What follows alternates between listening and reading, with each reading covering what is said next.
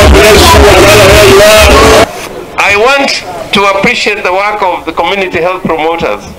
Because of their work, we have made some achievements.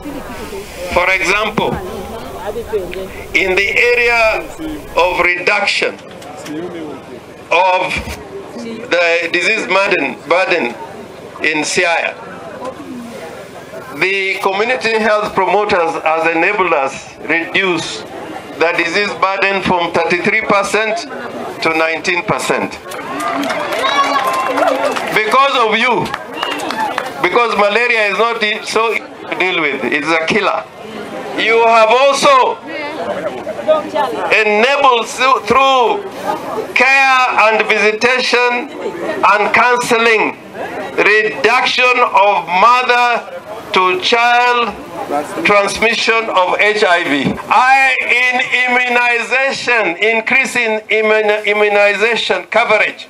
When we went for elections, we said that health is paramount. Health, water, agriculture. These are three pillars that we depend on.